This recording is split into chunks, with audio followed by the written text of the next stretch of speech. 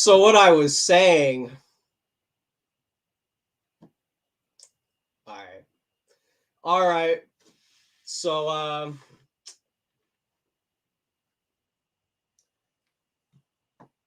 so what I was saying is it's great to be back.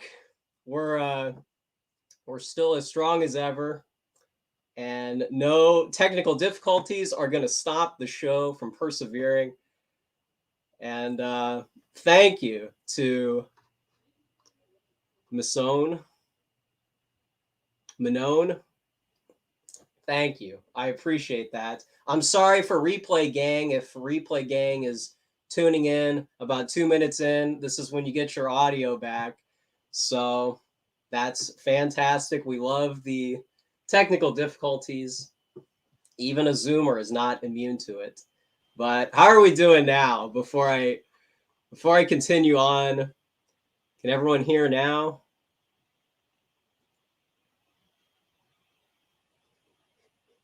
Hopefully we're back. So all right. So it sounds like we're back, which is encouraging. I'd like you guys to be able to hear me so that the show is not ASMR body. Someone said body language analysis. No, we're going to be doing a separate type of analysis later on.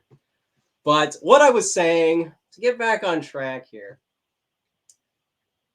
I missed you guys a lot, and it's very encouraging to be back behind this desk, seeing you guys, because I've been thinking about you, and I'm thinking we're back for the summer, okay?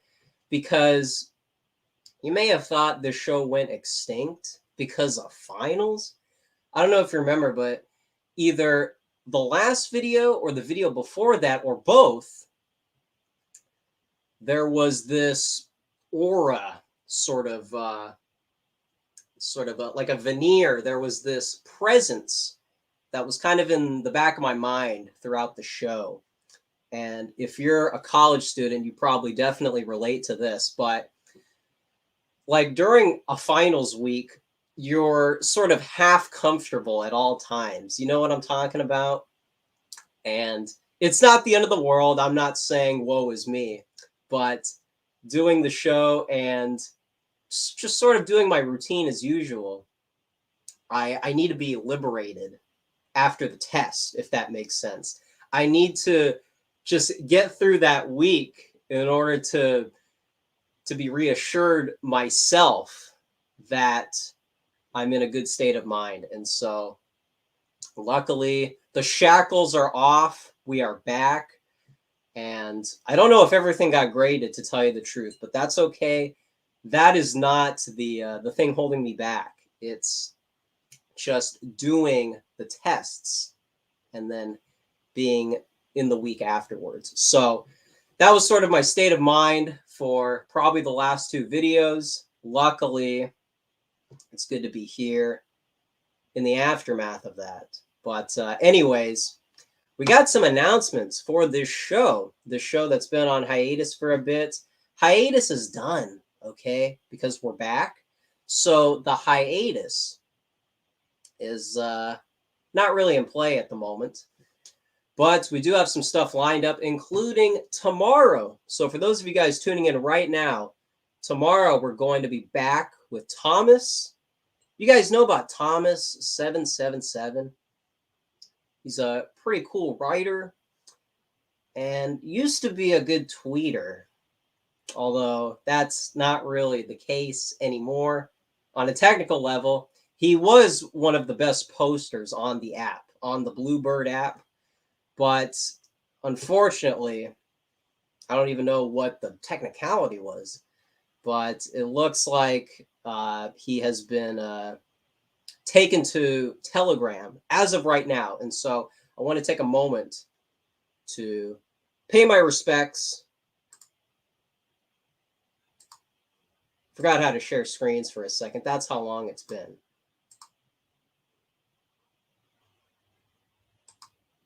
So for anyone who's ambiguous and doesn't know where the Thomas, I don't want to use the word content. You know, Charlemagne really is right. I got to stop with that. Luckily I said that when I was muted, and in the back of my mind, I didn't like that I used that term. But now that I'm not muted, let me fix that and retract. I apologize.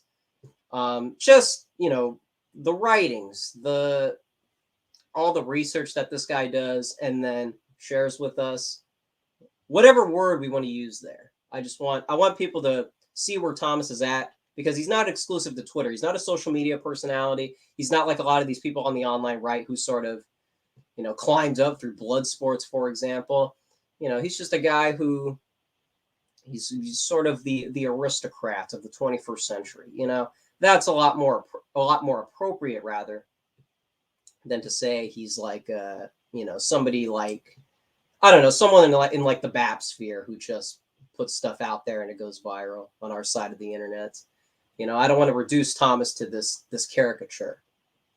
I want it to be a lot more well-rounded. So Telegram, and I think he's very active on direct messages. I know somebody was asking about reaching out to him. Telegram, we could probably talk after the show as well, if that would be helpful. I don't know exactly how quick Thomas is to respond. I know on Twitter there would be that thing where he would sort of leave some time off specifically for addressing DMs, and so that probably wasn't an everyday thing. So I don't know if that applies also to Telegram, but he's always posting there, so I want to give a shout out. Also, Prudentialist was quick to send everybody to where he was, so thank you, Prudentialist, because he was. I remember. You know what? That's actually a pretty good story.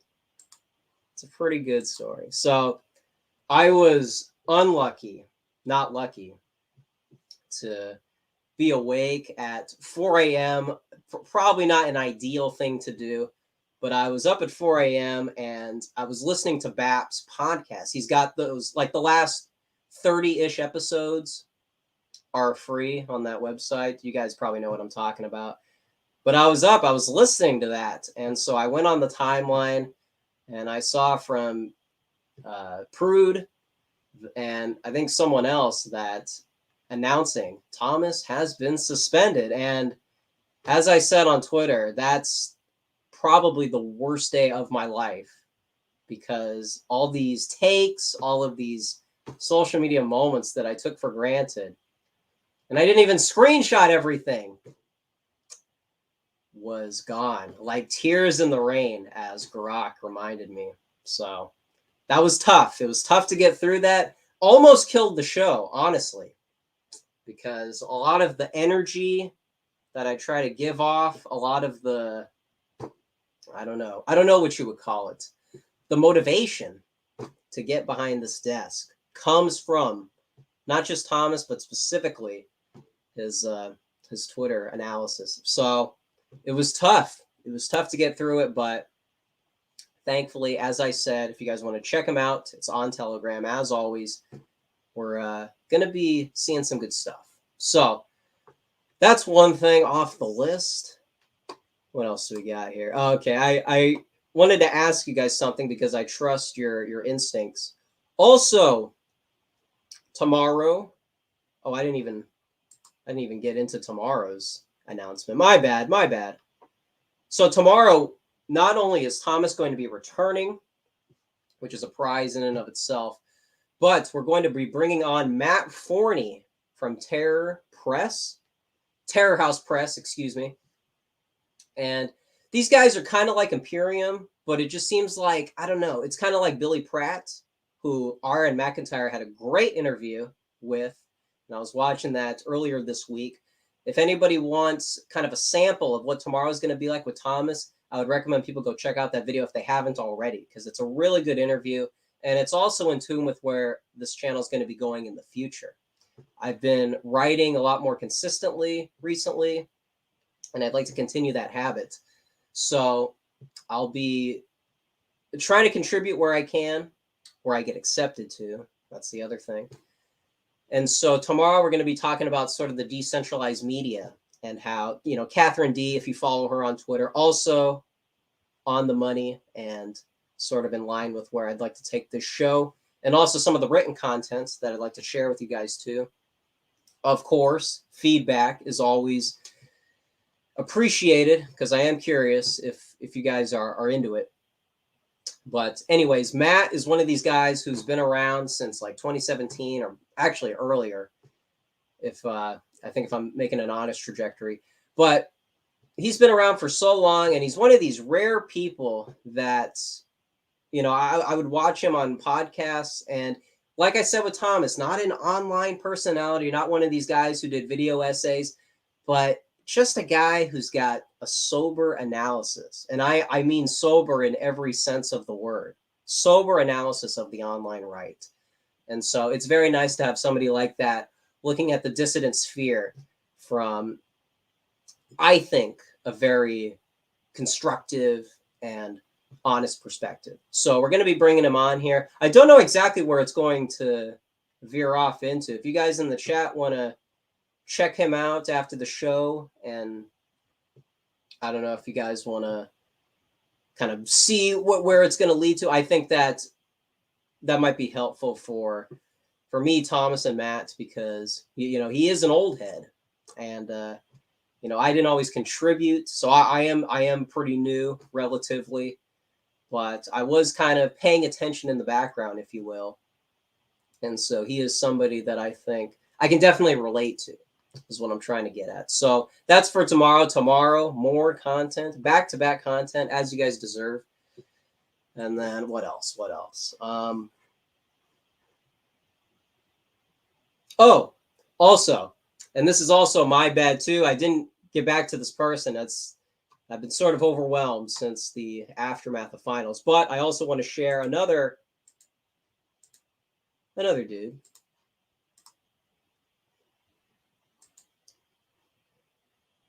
This guy I reached out to, and I didn't verify back. So I don't know if this is going to be next week or the following week. We'll see. We'll try and schedule out something in the Discord channel. Also, I gotta share the Discord for those that aren't already in it.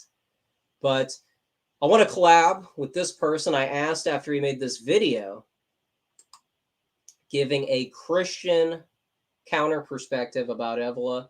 We've said some disparaging things about Evola on the show, and that's not to polarize people on this side of the right, but this isn't trying to get underneath what is it, philosophicat skin or anything like that. But I'm just saying, I think that there's a Christian perspective that I think can make sense of a lot of that stuff. So I think me and him will probably do a similar interview as we're going to do with Matt tomorrow, but it's going to be more in line with this video. So if you guys want to check out this video, check out Matt's content. These are just things I'm sort of throwing out there.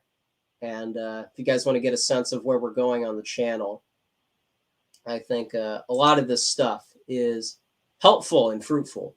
So that's that. What is this actually? Oh, that was to get the Twitter. Also, final announcement. Thanks to Garak, I've been lucky enough to reach Nigel Carlsbad, and I was watching him debate McIntyre a while ago. And so this is something that's, tomorrow we got Matt Forney. Eventually we're going to get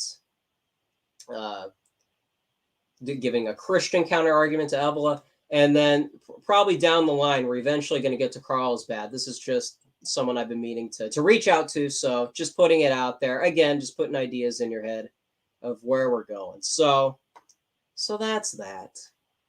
That's all the announcements.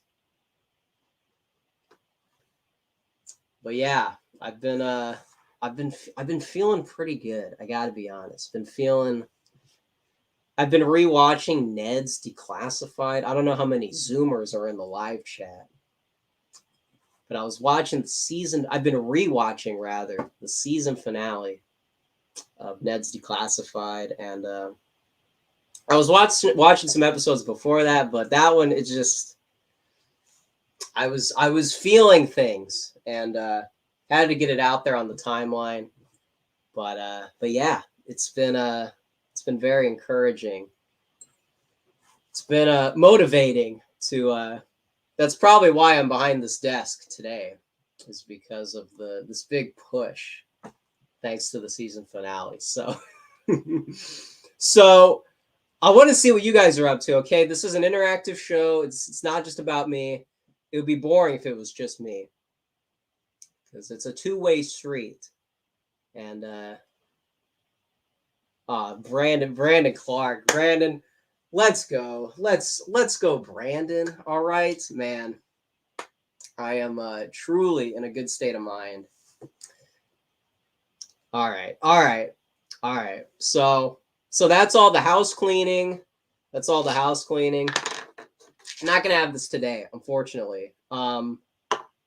We'll see. We'll see. I've been putting it off, but we'll got to show some support for the meantime.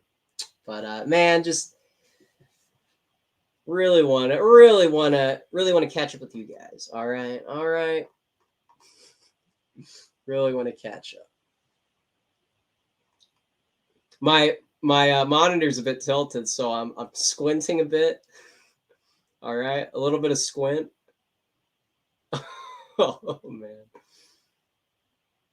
All right. Well, it's good to see some regulars in chat. I think that was Douglas Edward. You were the one who wanted to know about Thomas. Yeah, that's Telegram's probably your best bet, but I think you're on Twitter, right? I think I'm going to DM you on Twitter. Oh, that's right. Semiagog and Thomas were supposed to do something, and I think that went by the wayside. We were also supposed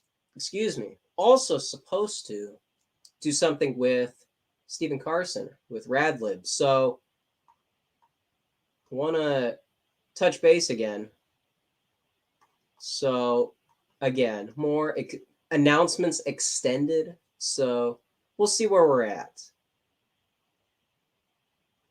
A lot of stuff happening for the show. I was a bit, I felt a little, how would you say?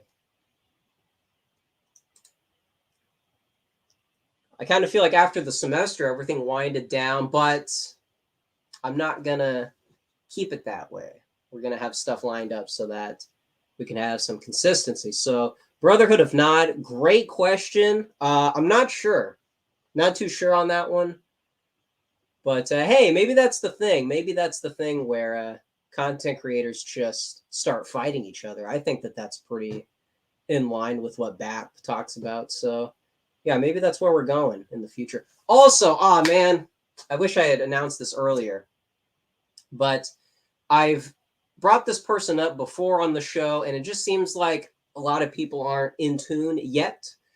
But Classical Theist is a legendary Twitter account that just, we were talking about him prior to, but he just got on cozy.tv. So if you guys want to check out his streams, he is now streaming on there too. So I want to support that guy with what I can, because it's one of those blind spots that I just don't think people are totally aware of. But let me here. How am I going to do this? I also got to put the Discord in chat. And then I got to get your guys' take on something very serious, very serious. So how am I going to do this? All right, let me just copy the link here. We're going to be doing this in a very strange way. It's a strange one. I also have a question. I have a very important question. Please stay tuned for the next few seconds. This is also in my Ned's Declassified hype mindset. All right. So we're going to be sharing the Discord.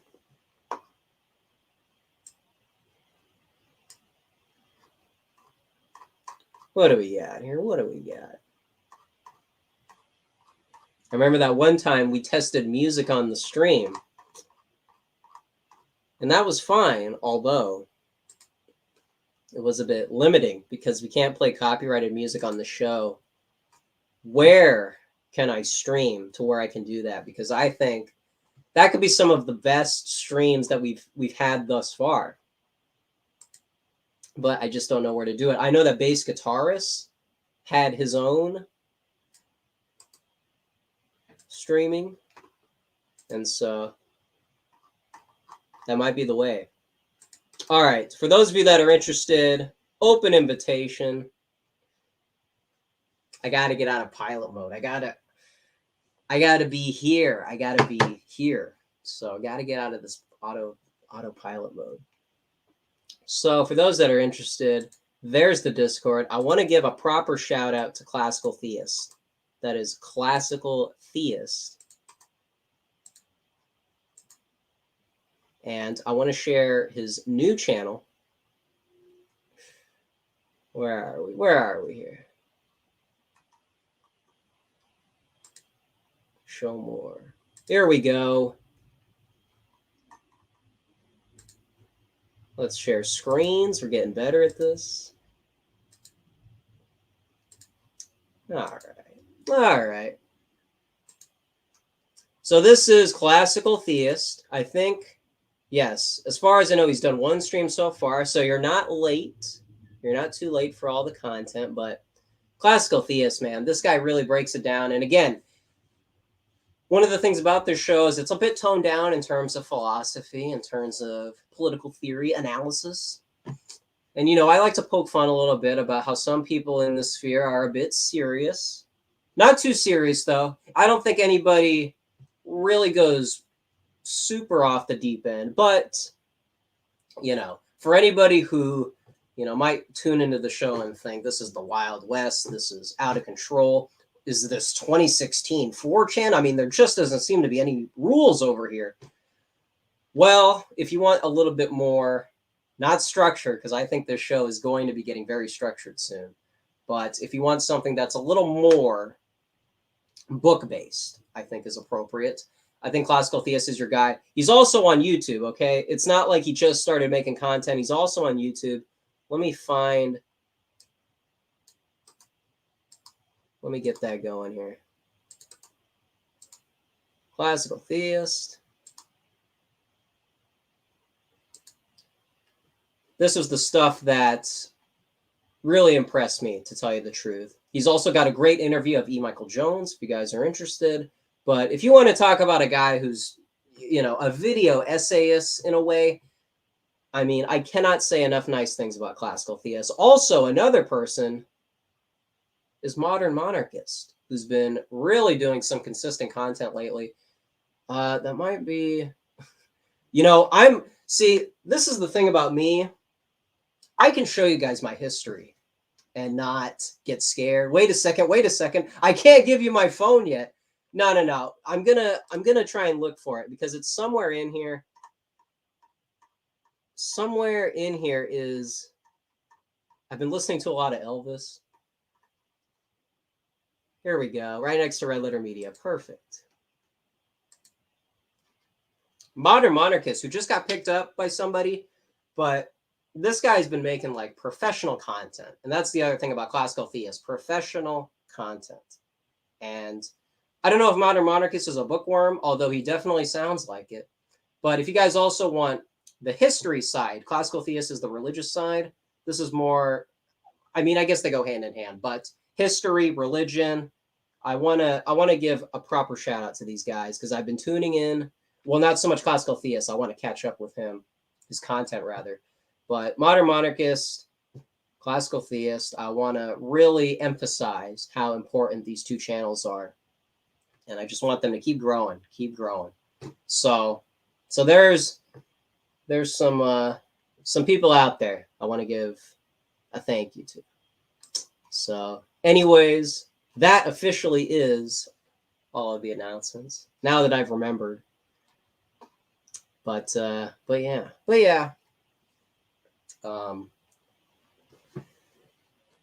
Anyways, I wanna catch up with you guys though. This is my favorite part of the show.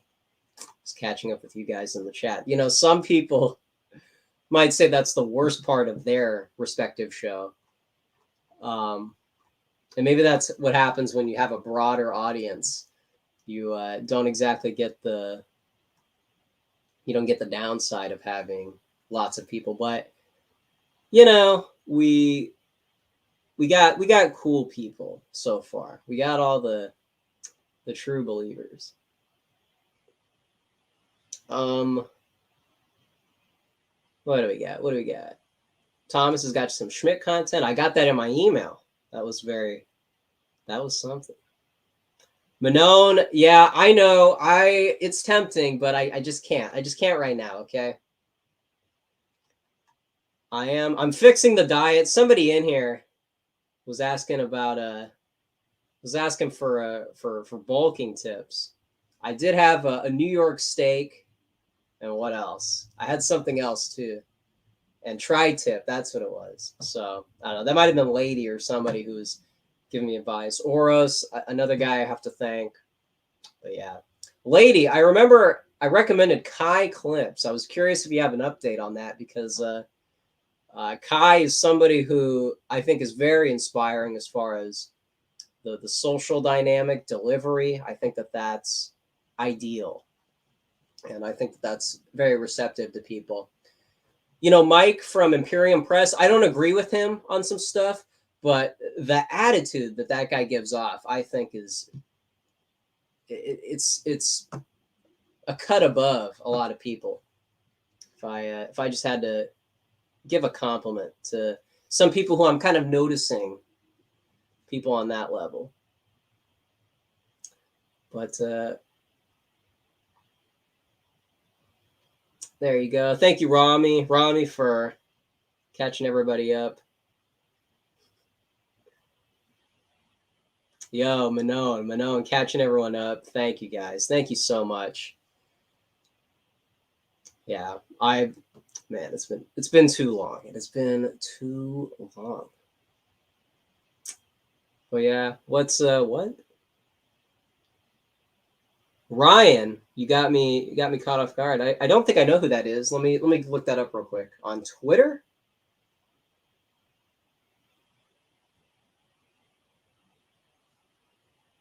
That sounds familiar.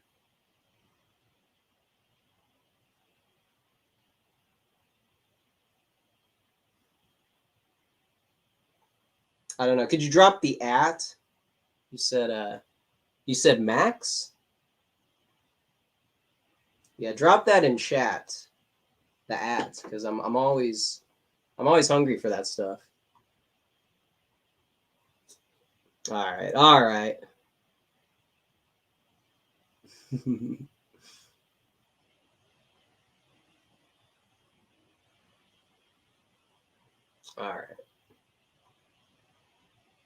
Yes, Ryan. Summer is gonna be good. So true, so true.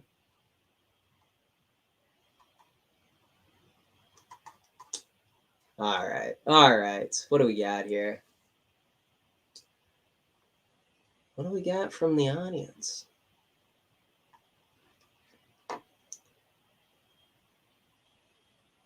Oh, was there really? I didn't even notice. Here, let me. Okay. Yeah. I know what you're saying now. Okay, thank you. All right. While I got you guys still here, I need an answer to this. Okay, I put this in the Discord, so some people got an exclusive heads up. But what do you guys think about this? Because here's the thing, okay? I think I've said this before on the show. My standards aren't exactly high when it comes to filmmaking. And I'm willing to put aside my personal preferences. I don't know if this is an obstacle for you guys, but I'm willing to put a lot of stuff in the back of my mind and not let it ruin the film. So, like, if someone were to recommend me something, even if it's not my go-to thing, I do got to give people the benefit of the doubt in most cases. So to kind of hear this new take on here, I think this really gets at the heart of it. because I'm sort of biased when it comes to Fight Club. Fight Club was one of those films that was one of the first twists that caught me off guard. And again, I was in high school, so maybe go easy on me. But I'm willing to say that Fight Club is not worth all of the hype, all of it, whatever that means to you. Okay, we don't just have to talk about the twist. We can talk about maybe some of the arcs with some of the people. I mean, somebody said it before, but it doesn't exactly fit for Ed Norton to be to kind of end up with what is it, Helen Bonham Carter? That's someone we haven't really talked about on the show. Surprisingly, we've shilled a lot of people like her, but not her specifically. I think we're going to be changing that up probably in the future. But yeah, you know, because Brad Pitt has that line about we're a generation raised by women, and you know that's supposed to be profound to Ed Norton's character, but I don't know if that totally sunk in. The fact that he wants to overcome all aspects of Tyler Durden, I don't know if that makes it like a perfect ending. So I don't know. There's a lot of flaws with Fight Club, is what I'm trying to say, and so I'm willing to say that movie in the meme archive maybe not worth the hype we give it. Some of these others, I'm just not quite sure. You know, American Psycho, and this is something that Kai agreed with. I don't know if the receipts are still out there because I believe Chum Bucket is banned. Unfortunately, I can't imagine why. But American Psycho, I don't know if I can bring myself to condemn it in the same way as Fight Club. It just that seems a little overboard. I think women are the ones that really have a problem with this movie for obvious reasons. But I don't know, man. I'm probably not as willing as others to roundly reject it. And what else? Yeah, okay. Nightcrawler. I got to be honest. Nightcrawler is forgettable. You know what I mean? I just saw another Ryan Gosling movie, and I was pretty disappointed with how quickly it wore off. Because you know, I'm building this thing up in my mind. This is going to be up there with the greats, and it's not really shaping up to be that way. So, does he say it in this tweet? I can't check for the others because they're gone, as far as I know. But the other tweet that was connected to this was Taxi Driver and Drive. Those are the ones that are up there as far as the best. The ones that get in, the ones that constantly get recommended. But I'm supportive of the Fight Club negativity, and I'm supportive of Nightcrawler being another one that's not quite all that. I don't know if I'm there with American Psycho. I'm gonna leave that up to you guys. That's just sort of off the top of my head. You know, some of that stuff I've been thinking about for a while, or a little bit rather. I don't know though. The jury's still out. It is definitely a controversial take, especially on our side. So I'm curious if I could get some answers out of you guys. I want to know: is this too far? Do we got to reel it in, or what's the deal? I know that's a lot to take in, but I'm curious. Curious where you guys are at. Yo, bass guitarist and chat. Good to see you, man. Good to see you. Congratulations on the gig. We didn't talk about that, but you filled in for a second, man. That was so cool. I got to be honest. Well, of course, I got to be honest about that. But anyways,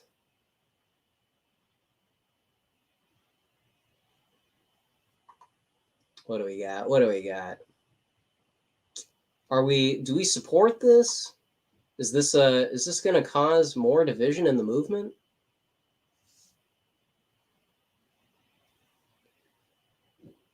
Seven, yeah. 7, that is good. I also like the recent adaptation of Seven. It's called The Batman. I also like that one. You know, it was very nice of them to remake this old movie. It's not that old, but you know, it's very encouraging to see the Batman take half of its script and originality from David Fincher. That's very cool to see. So yeah, I like Seven's pretty cool. Yeah, that's the other thing, Ryan. You're right. You're right. I think Fight Club is a period piece. It's makes more sense in the context of 1999. And I would give the same take to The Matrix, okay? Because that's another one where if we want to look at it through 2020 vision, I don't think we can totally dismiss it because again, it's groundbreaking for the time, okay? We like to talk about 90s on the show. So I don't see anything wrong with appreciating it for the era that it's in. But maybe it doesn't age as well. Maybe. And because we got sequels on top of sequels, that's the other thing. Not ideal. But again, to go back to what I said at the beginning of at the top of it, I'm willing to put that aside, okay? It's like when people say Metallica sold out in the 90s, therefore all that 80s speed metal actually wasn't that good anyway. And it's like, no. That's getting a little carried away. And there is still some value in the Matrix, the first one. And we don't have to totally dismiss it for the reason that all the other ones are cringe. Now, I don't think the second one is really that bad from what I remember. I know there was the infamous CGI fight scene that's a little goofy, and honestly, that might have been on purpose. I haven't really considered the fact that maybe the Agent Smith pylon was meant to be exaggerated because it is pretty cartoony. But I don't know. The joke might be on us. I don't know how many of you guys saw the newest Matrix, but they are pretty self-aware, I think, with a lot of their stuff. So something to consider before I might have to rewatch because man, it's been a while since I've seen the third one, the second to last one in the trilogy. But I might have to watch that again because it's been years, literally. But yeah, that's the thing. Again, we can't let sequels ruin the value. I just think there's multiple ways to look at a lot of these films. All right, we're getting some takes in here. Yeah, Ed Norton. What's the other one? Primal Fear. That was another one that was like Oscar bait for the time. And then yeah.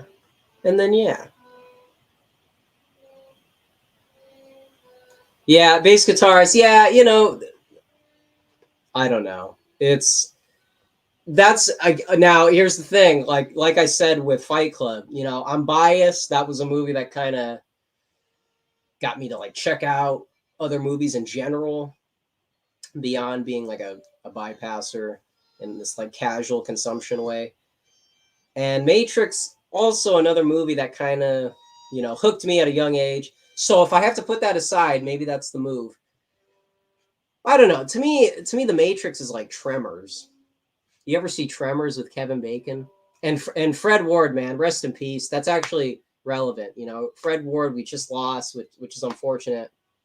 And Tremors is like a perfect movie as far as pacing because I don't think the little subtle foreshadowing is too in your face.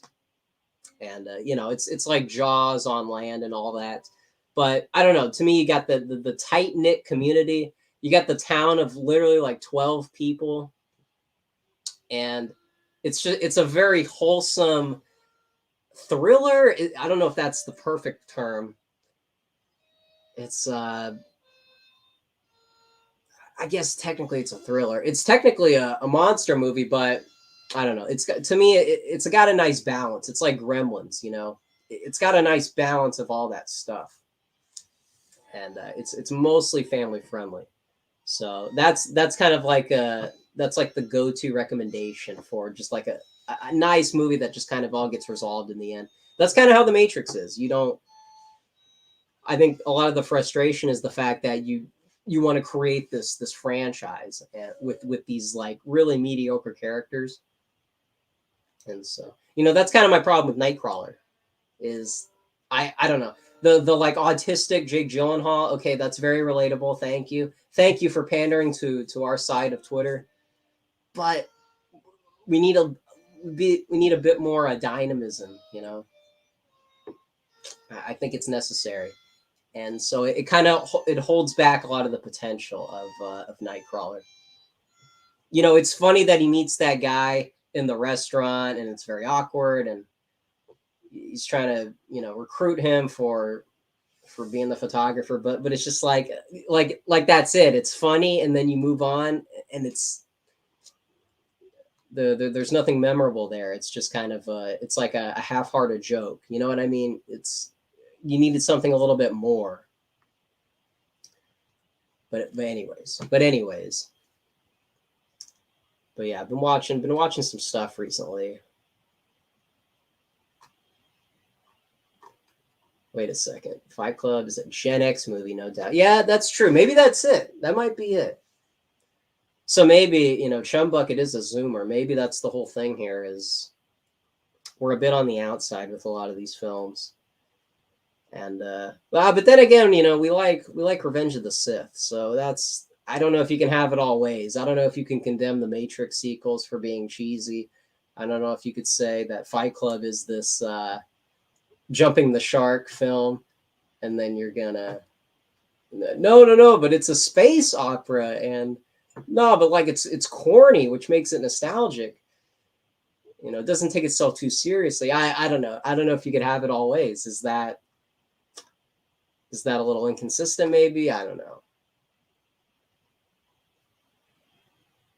Yeah, Ryan. See, I agree. Metallica is still great. In fact, here, give me a second here.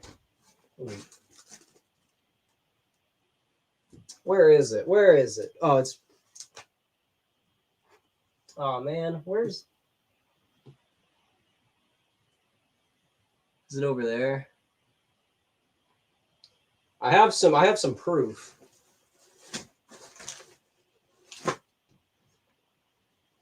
Oh man, I don't know where it's at. Actually, you know what? I think.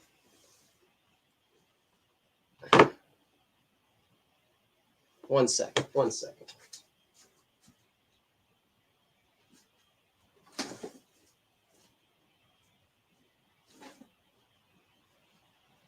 Okay, I actually don't know where it is, but I have multiple copies of the newest Metallica album, which is kind of odd. I don't think that was the plan, but yeah, I think that there's definitely there's something there. It's not a Death Magnetic. So what do we got?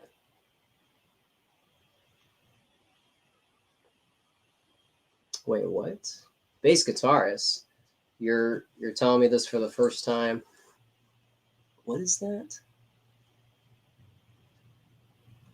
Metallica versus.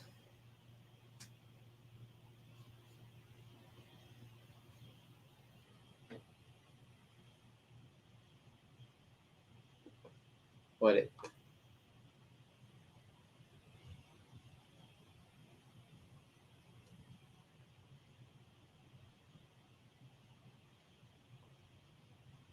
Oh, dude, I'm uh I'm caught off guard here. I don't think I've seen this. I've seen some kind of monster. I've seen some kind of monster. Is Cunning Stunts, is that worthwhile? Because I'll check that out.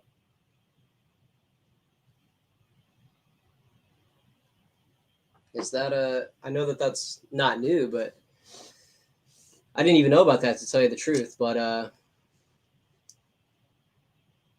yeah, Metallica's the gateway. Metallica's the gateway.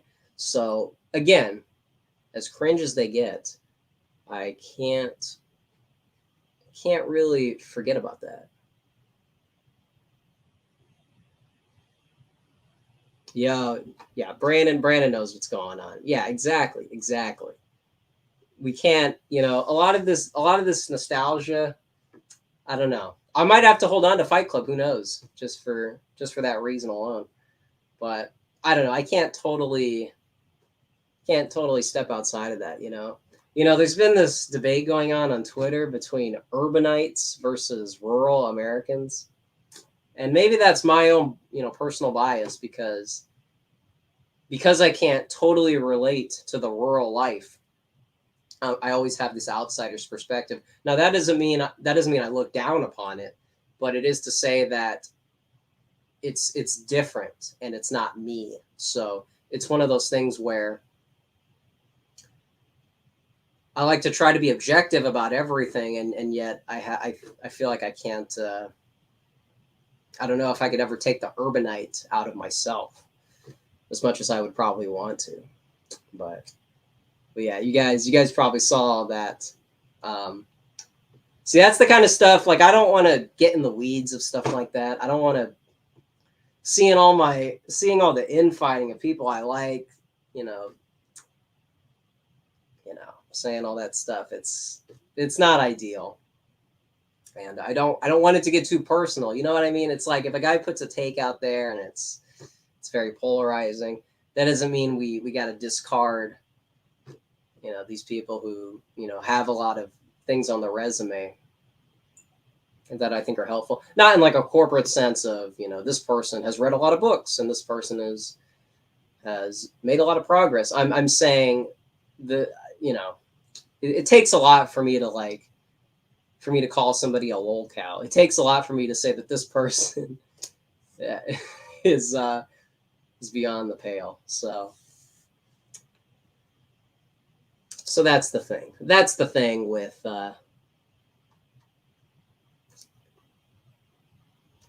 but anyway, if Brandon is still in here, this guy reminded me how much I'm connected to things like Ed and Eddie. I'm not going to talk about Ed and Eddie, but if you ever saw the climax of Ed and Eddie, the last send off was, I think, the Big Picture Show. I think that's what the movie was called, and it was wrapping up the TV show. So it's kind of like Twin Peaks, how the movie. Well, actually, it's a bit different because that's like a prequel. It's like a prequel, so it's a bit different.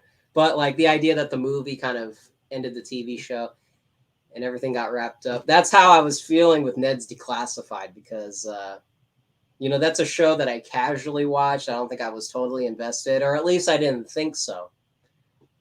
But watching some of the reruns, it's like, you know what, man, I think I'm more connected to that than something like iCarly, even if I watched a lot more of that overall.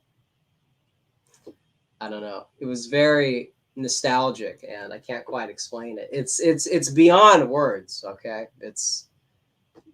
there's something metaphysical happening to me with this show, and I know that it doesn't make for like a great show, like a show like this, but man, I was just that's why I had to post that on Twitter. That might look very cringe, but I don't know. I can't totally disregard, even if I didn't watch every episode back then. I can't help but feel that we're kind of on the same wavelength, if that makes sense. And that was kind of a different show because I think somebody said it's like an action show. It's very fast paced. If you guys remember the format, it was 2 episodes in one. So you would get like 15 minutes was an episode, and then they were combined. I don't know if anybody remembers that. But okay, bass guitarist. Hey Arnold. See, Hey Arnold, I'm on the outs with because we're slightly different generations. But again, I think all that stuff, it kind of overlaps. And for me, it's Ned's Declassified. It's just It's just perfect for me. And I don't even like that kind of humor. Honestly, the Ed and Eddie humor is a lot more in tune with me. But I don't know. I don't know if it's the characters. I don't know. It's maybe I'm projecting a bit here, okay? But it's just I don't know. Season finale had me going. But yeah, it's hard to describe. I don't know. I don't know. I'd be curious if you guys, like Bass Guitar said, for him it's Hey Arnold. I don't know if I was watching some Red Letter Media and they were talking about Jay was talking about the Alf cliffhanger, which I don't relate to for obvious reasons. Maybe Thomas would. I know Thomas had that viral moment with Alf. Yeah, if you know, you know. We don't have to explain it for people who weren't on Twitter at the time or didn't catch it. But Alf is he's sort of connected to the dissident right in a very strange way, in a way I never would have guessed because I know Alf through like the online the memes, but the idea that the Alf cliffhanger was Alf being surrounded by cops, kind of held up, and the show got canceled. So it ended on this cliffhanger that you assume is going to be explained later on, but they canceled the show, so they couldn't. And I have to imagine, for those who weren't lucky to have an Ed and Eddie Big Picture show or a Ned's Declassified wholesome ending, maybe this is we're talking about on the last show with Gen X and Gen X murdering music, which is what they did. The boomers gave it to them in confidence, and then they just totally neglected it, as they do with a lot of stuff. But that might have been what radicalized Gen X was because Alf got canceled. You can't really write that off completely because you look at the consistent, shortcomings of Gen X and the way that they fumble with a lot of their pop culture stuff. They were handed heavy metal on a silver platter, and then they turned it into this caricature. I think Chuck Klosterman was onto something there. You kind of have to have this conceptual view of history because you overlook things like that, the Alf getting canceled, and so you kind of have to keep it in mind at the very least. But I don't know. I don't know because I'm not Gen X, so I think it would take somebody like that. Matt Forney might be Gen X. Maybe we could ask him about that on the show tomorrow. Because I don't know. Okay, you guys might think that I'm being funny. There hasn't been a lot of research into this. Okay, it's like white flight. You can't say that you're an expert in this era of American history if you don't look at every nook and cranny that led up to it. You know what I'm saying? So I think we do have to be a bit open-minded when it comes to that stuff. You know what I'm saying?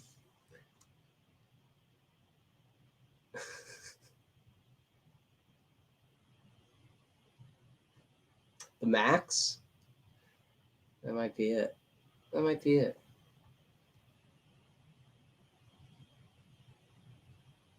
The live action, the movie to live action. Maybe that was it. I don't know. I got to catch up with I know that there's a video essay on sort of the decline of Nickelodeon. I don't quite remember that. I don't know. I don't know if it's what kind of Gamergate moment that was happening on the network, but that would be interesting to get to the bottom of. But anyways.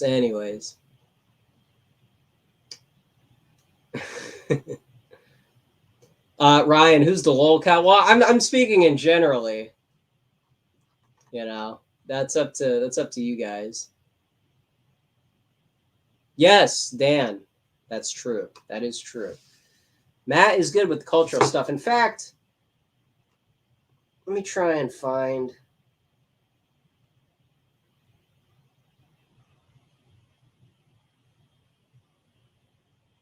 I'm in autopilot mode again. I'm in autopilot. Got to get out of that.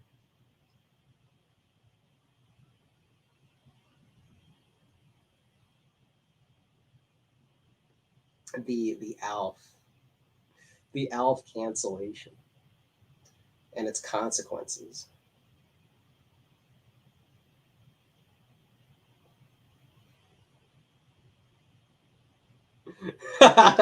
Okay, okay. Okay, we got something. We got something.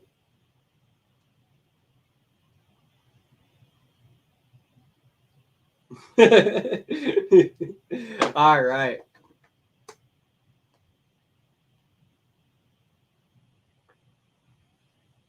Big brown eyes.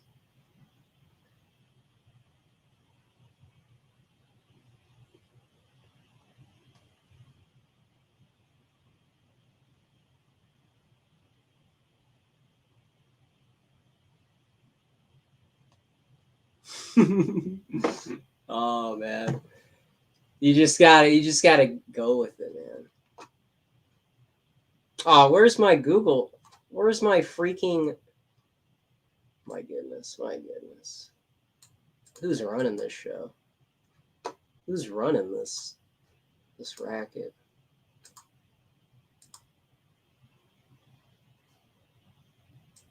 But yeah, hey,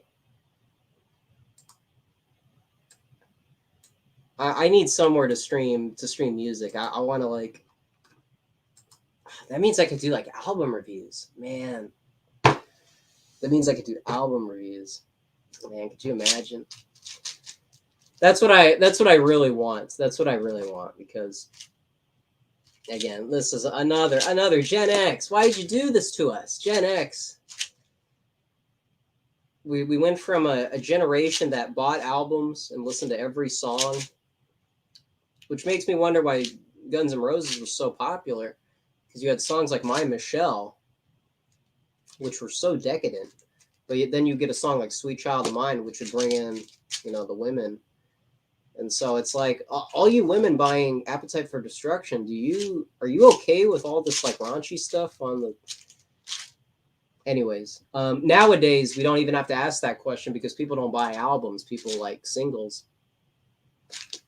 And that probably I'm probably sending that to Gen X for responsibility, but Gen Z, man, I like bass guitarist said, one of the goals of this show, yeah, he's still here. One of the goals of this show, oh man, we lost a lot of people. What's going on? You guys don't want to hear about Gen Z? But one of the things that we lost with over time is that Rolling Stone became this like arbiter of musical taste. And so because a lot of the cultural critics were people like Lester Bangs, people like Chuck Klosterman, these people aren't right wing. And so like Billy Pratt said on McIntyre's interview, to kind of combine the cultural relevancy of the left and combine it with a right wing analysis. That is the goal of this show. And that's people like Matt Forney and Billy. I think they're already ahead of me. They're already doing the thing that I think needs to build momentum. And so what was I saying? And so one thing we could do, I mean, we couldn't really do it on YouTube because we'd get copyrighted. But if there was an avenue, if there was a space, a scene like CBGB's to do reviews on, something like Cozy, but I don't know if I could get on Cozy, but something like that, like a D Live, I don't know. Where's a place where I could play copyrighted music? Because I can just imagine shows where people can just tune in, and could be a lot more casual than this too. Could be a lot more, but I don't know. I don't know where the place to do that is. I don't know. Since you guys probably watch a lot of people, you guys might have some insight. Who knows? Who knows? But anyways, all right. What do we got here?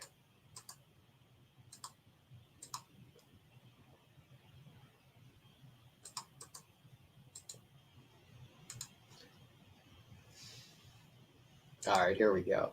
Someone mentioned Yeah, brotherhood. I don't think that's what I'm talking about. But I think I'm thinking of something else. Oh man, big. All right. So when it comes to cultural analysis, I think that this really gets at the heart of what we're talking about. You know, it's not just that I'm bitter that Loudwire took so long to get back to my email. It's the fact that you have this very academic, philosophical consensus. The idea that there's only a handful of ways to do right-wing content. And I gotta give airtime to stuff like this because this is really what the overlooked takes.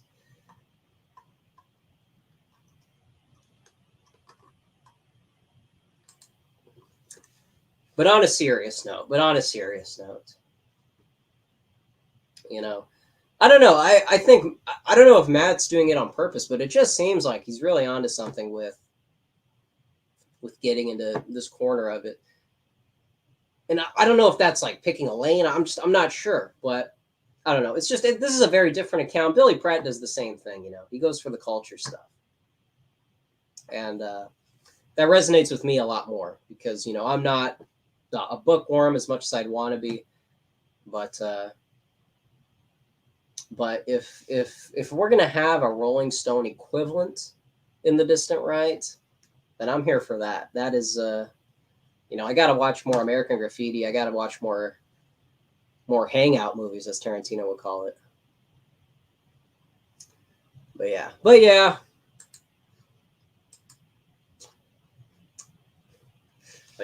Guys, remember Campbot? Remember Campbot? It's been a while.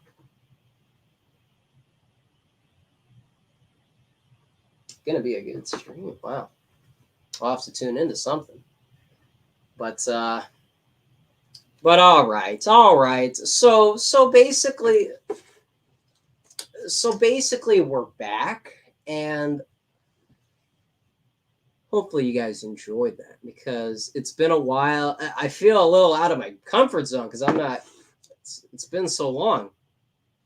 But hey, man, it's been enjoyable to be back here. I gotta lose the autopilot a little bit. Gotta lose that a little bit. But it was nice. It was nice. Love seeing you guys in the chat. Honestly, that's very encouraging.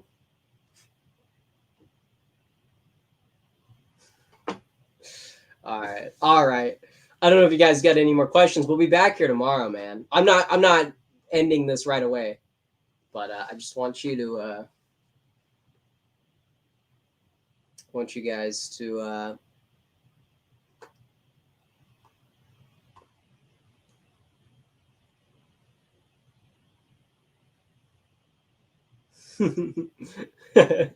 yeah, I know. It's Matt, I gotta share the insight, man. I gotta share the insight. Yo, what? Okay, man. The number one question, bass guitarist. What ruined metal? It's definitely not a single thing. Let me just say, this is off the top of my head. This is my cold take. Without thinking too much about it. I think that metal reached the end of its cycle naturally, and they could have done a couple of things to minimize the damage, but it just seemed like metal. I know you and I embrace the third wave glam metal, but I feel like a lot of that kind of pulled people away. And so if you could have done, the number one rule is introducing everything with subtlety. And when you have, bands like Nitro, when you have, what is it, Michelangelo Batillo, when you have people like that, again, I love the music, I dig it, but I think for most people, they reach their limit quicker than others. And so I think overexposure killed metal. I think a band like Metallica, okay, and it's documented in here for anybody who has any doubts and says that it's just one band that did one thing. I think things like cutting your hair sends a negative message to the metal audience. I think having albums like Load and Reload, if people want to say every band naturally wants to do something different, you're confirming what people's suspicions are. You're telling people that the genre does need to evolve in this different way and lead us to new metal.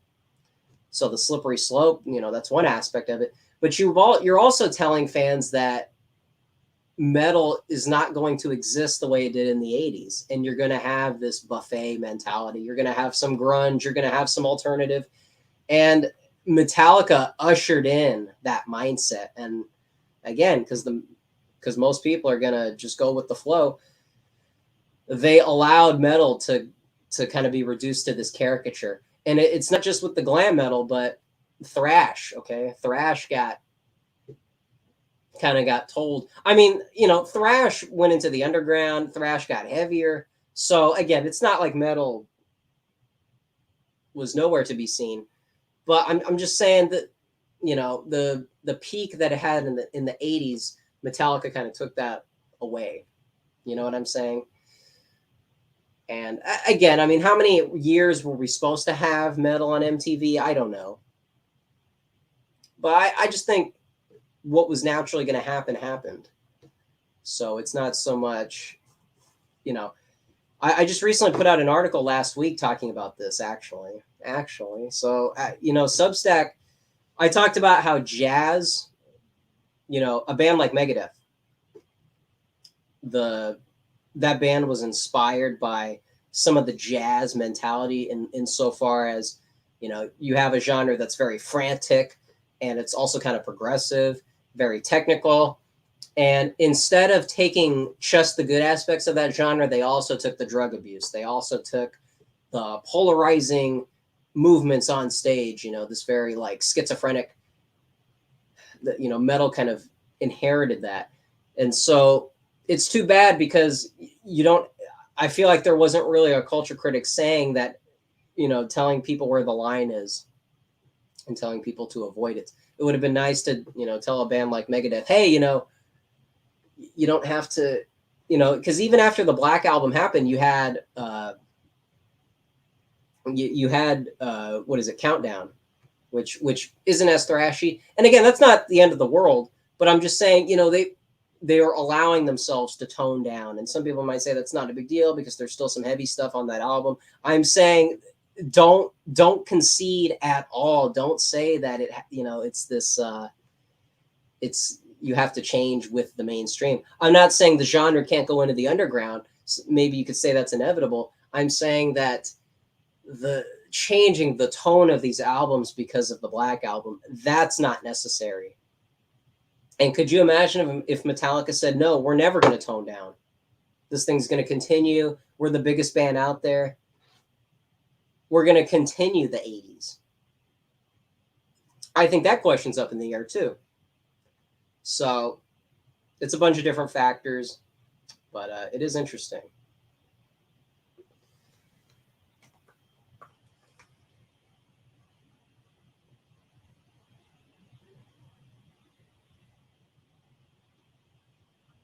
I don't know. I don't know. Am I onto something there?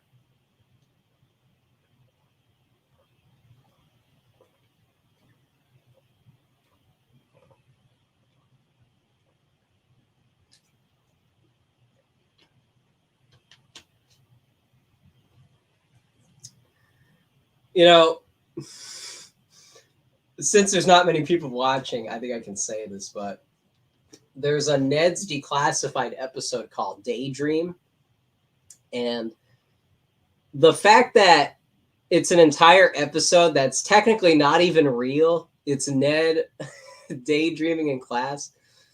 And it's so cool because him and Mose, Mose's name is Mose because her last name is Mosley, which kind of funny how that worked out. But putting that aside, the fact that you have an entire episode, this is nonlinear thinking, okay? This is Hegelian because Spenglerian, because you have an entire episode of scenes and it's not, driving through the hallway, wearing the tux, the Pepe tux, and the what does she have? Like the pink tracksuit, the pink like NASCAR, whatever. And it's the duo against the evil professor. What is it? What's the I don't know what it is. I don't remember his name, unfortunately. I'm exposing myself. But the fact that you have an entire episode that's not even happening, literally, again, like that's you would never volunteer to have something like that. Anyways, that has nothing to do with bass guitarist's question, but it sent me back a little bit. Excuse me.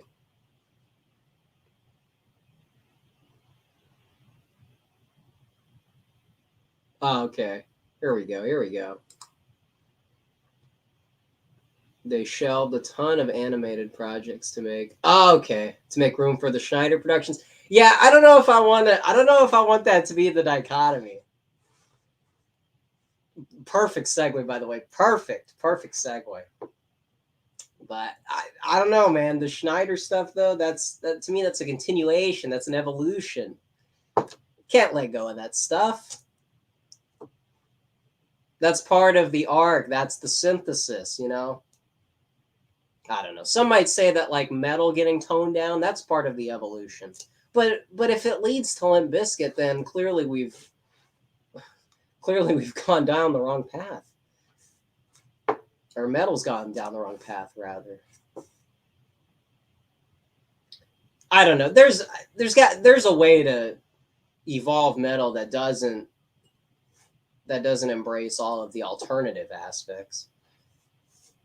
I don't know. So you got you got your animations, and then you got Drake and Josh.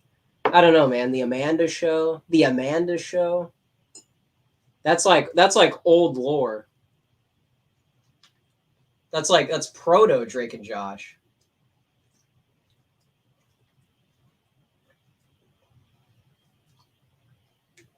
I can't do that when I got that mic on. A mental reminder for me.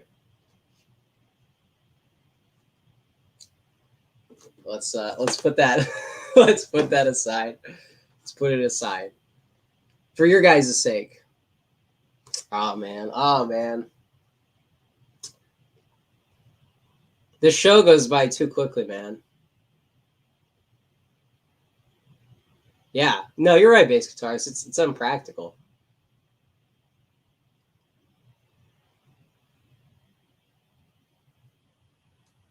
All right. Did I catch up? I cut my hair. Am I letting you? Oh no. No, cutting your hair in itself is not cringe. It's you know this bass guitarist. When you got a band like Metallica cutting their hair, that is cringe. Because that's a statement. When people cut their hair, it's whatever. It's messy. It's about being professional. When a band who doesn't have to do it, and then they're in this climate where everyone's doing it, and then they decide it, that's the kind of evolution that is a little sus. You know what I mean? Yeah. Yeah, Brotherhood. Yeah. Fred Durst. Oh, the secretary is here. Danielle.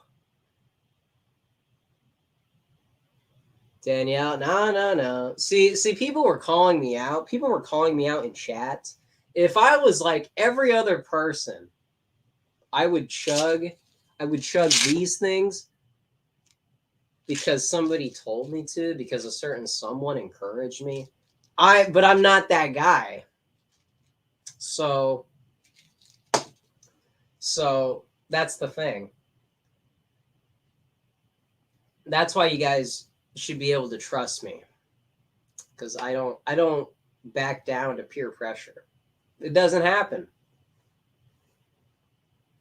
I would have had a new one by now if that were the case. Oh man. What do we got? 90s het mullet. No, well, hold on. Well, what was that bass guitarist? The het mullet went hard, though. That is true. It was true. You know, there's a lot of nuance to the to the James Hetfield mullet. There's, I don't know. I don't know. I don't know what's worse. I don't know what's worse. The mullet goes hard.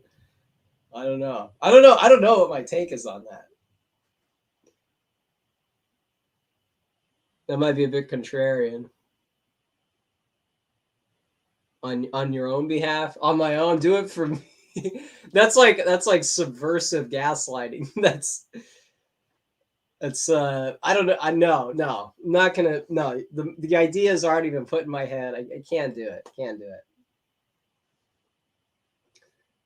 No, no, no, no. Nah, it can't be done. Oh man, I uh, I I gave a shout out on Instagram. What the let me check what that was like.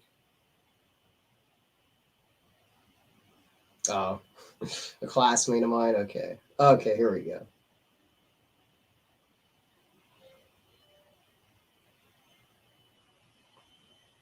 Oh, yo.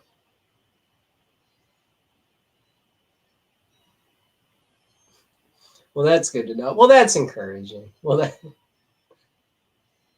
how many people saw this?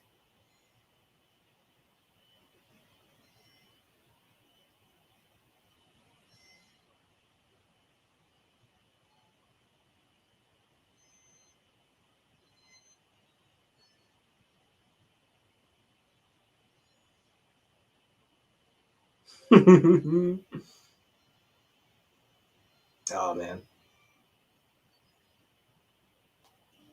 But yeah, but yeah. So basically, yeah. Yo, I'm playing again Friday night at the much bigger. Oh, dude, this. Oh my goodness. Oh my goodness. Bass guitarist. Yo. Shout out to bass guitarist. That's awesome, man. I gotta check that out, dude. That's got to feel pretty good to go from like you did your one gig and then the very next gig is bigger. That's very white feeling. Awesome, man. Yeah, I gotta shill that. What time? What time are we talking? I'm Pacific time. What time are you hitting the stage? What do we got here? What do we got?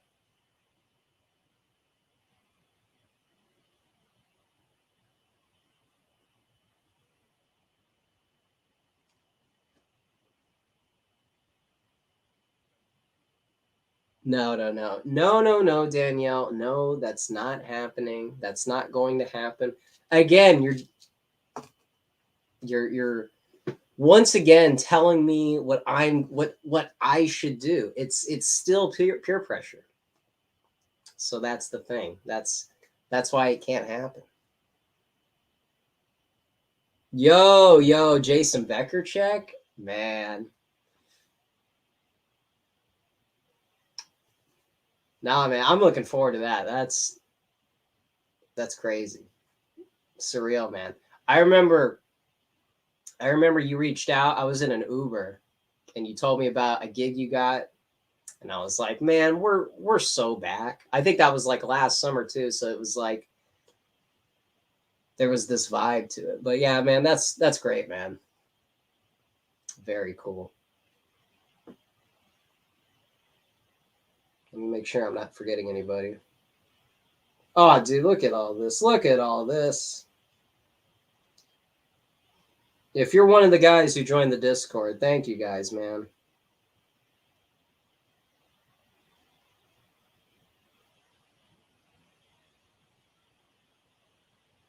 Oh man, an Oros. Oh my goodness. Oh my goodness.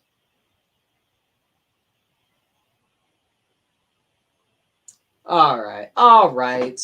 I don't want to bore you guys. So I think we're going to sign off. I think we're going to wrap it up. Wrap it up. This went by too fast, man. I always tell myself, enjoy it. Enjoy how things go. Yo, David. David, did you just pop in here? David, I didn't recognize you earlier. Were you in here this whole time?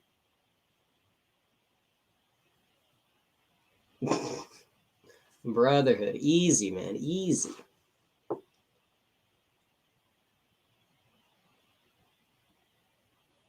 Now that's cool, bass guitarist. That is still cool. That is still a white pill. I mean, they reached out to you. You know what I mean? So, I mean, even if it didn't happen exactly like that, there's still something there. There's a white pill. But David, good to see you, man. We're back. We're back. All right, we're back. So, anyways, tomorrow, if you guys don't mind, we're talking 1 p.m. Pacific Standard Time. That is 4 p.m. Eastern Time. And then I don't know what Mountain Time is. All right, that's a little too obscure for me. But if you guys want to tune in, Thomas 777 is going to be back. And we're bringing on Matt Forney, who, as people mentioned in the chat, who is keeping an eye on all of these characters in the online rides. I am. It's me. He's literally me. So we're going to be bringing back an old cast member back into the 2022. And yeah, there you go. There you go, Dan. 420. Isn't Thomas's audio sounding good? I don't know. I know if you watch the old stuff, I admit it was my fault.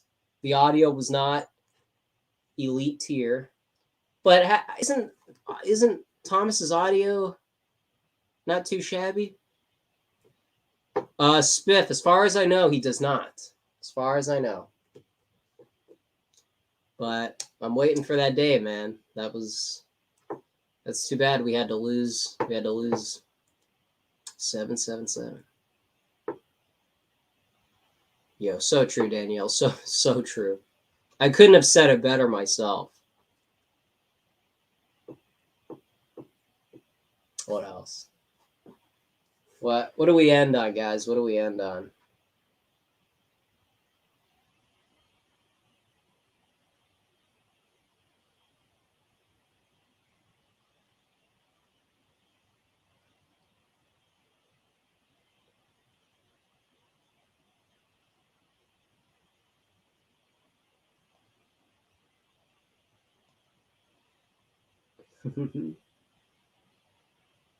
Vice Principal Krubs. Vice Principal Krubs. All right. I'll still watch. What is it? Oh, thank you, man. I appreciate it. I appreciate the support.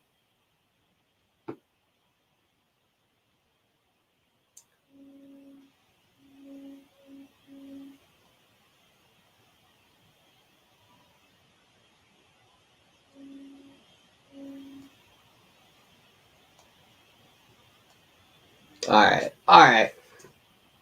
Unless you guys want to see me scroll the timeline, is that good content? Anyways.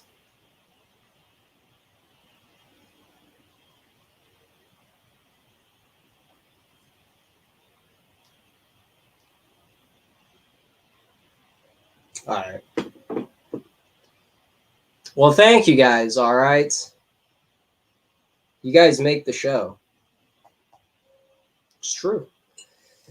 You guys make it. So, what do we got?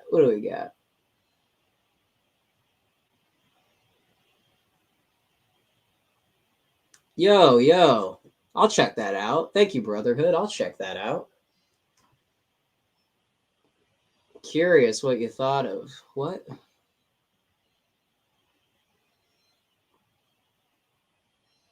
Yo, Otto. Oh man, all the cool people are joining right now. Can I walk away when everyone's just barging in?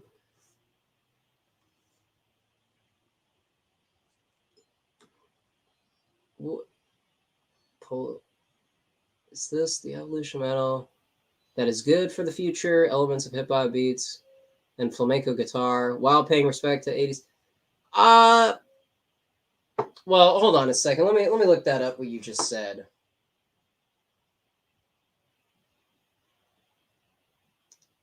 Because here's the thing: surrendering to the hip hop, you're kind of already losing. You know what I mean? You're admitting that metal needs literally another genre to be dependent on, and I don't think that's ideal.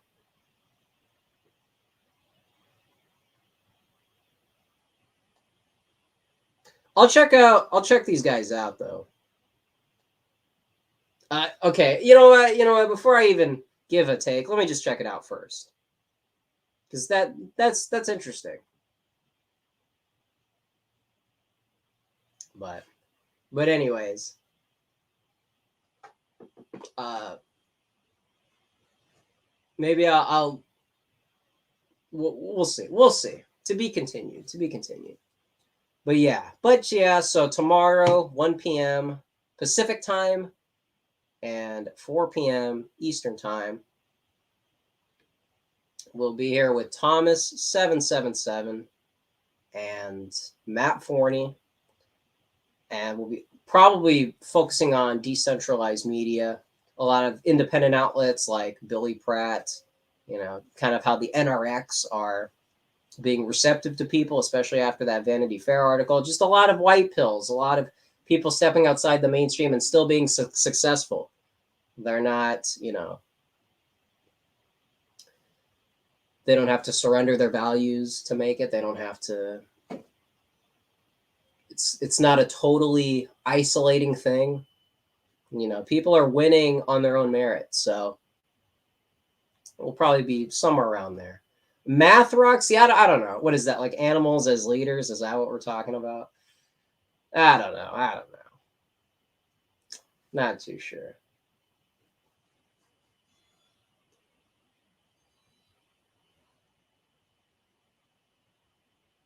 Uh,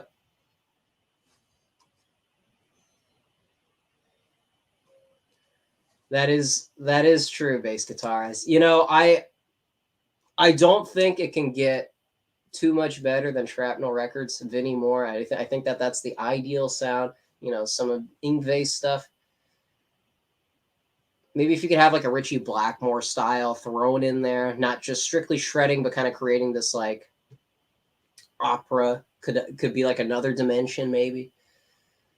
But yeah, I think the Shrapnel Records, that's like the go-to recommendation. But that's bass guitarist, man. He's the man. He knows what it's going to take to revive metal. He knows. Friggin' Yngwie, so true. Yngwie was in my hometown like 3 days ago, and I did not know. Imagine that. Now that's a black pill. I got no excuse on that one. But we'll see. But we still got to rebound. Things are getting better. So I know we got a few more. Danielle, I don't know how many I've seen, honestly. It's been a while.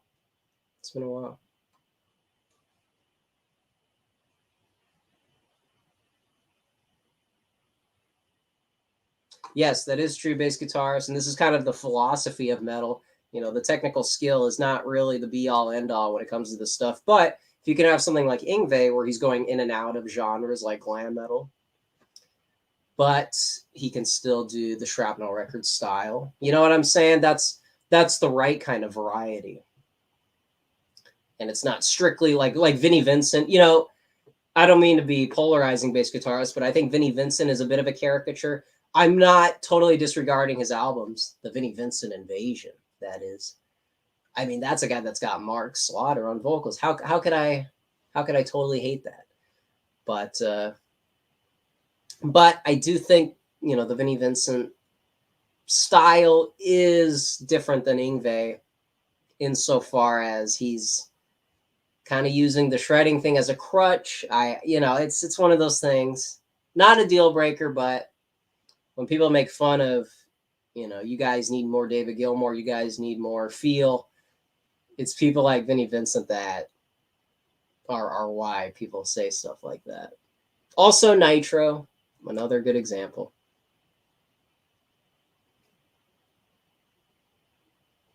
All right.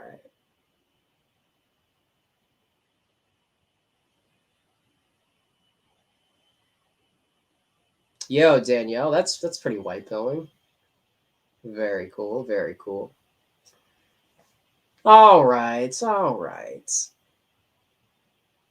That's true, bass guitarist, man. That's probably what it takes. It takes context to bring out the best in people.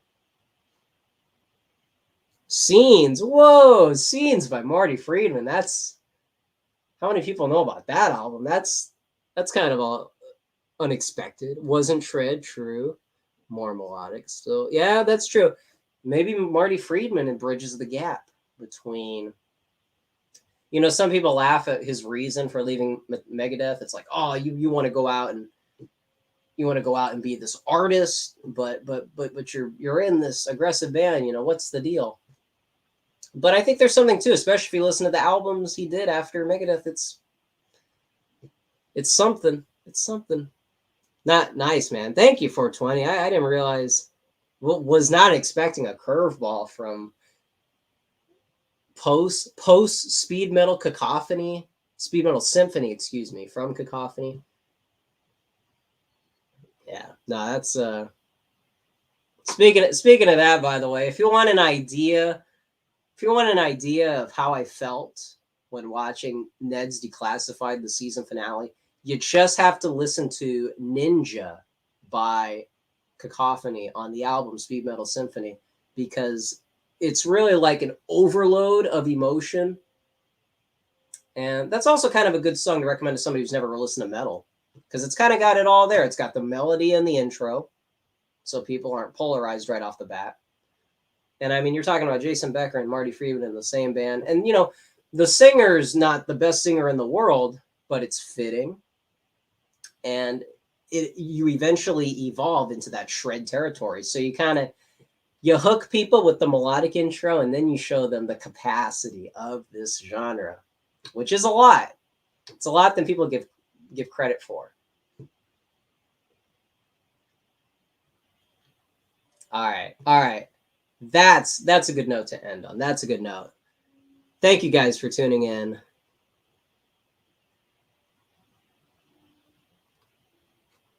I will check out that band. Thank you.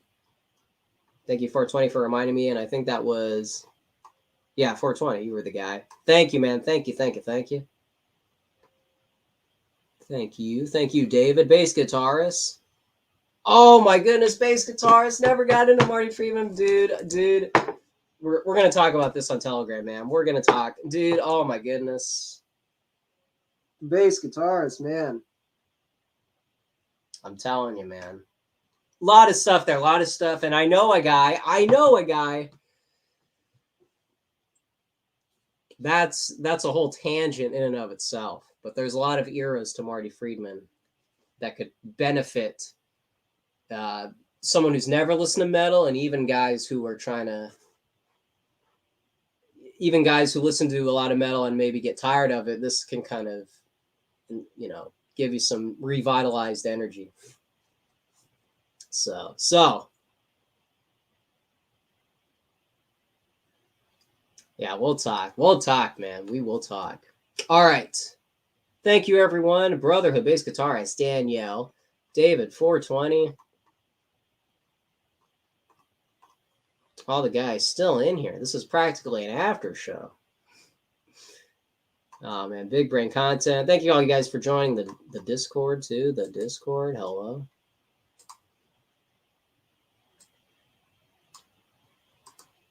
Thank you guys, man. You guys make all of this fun. Appreciate it as always.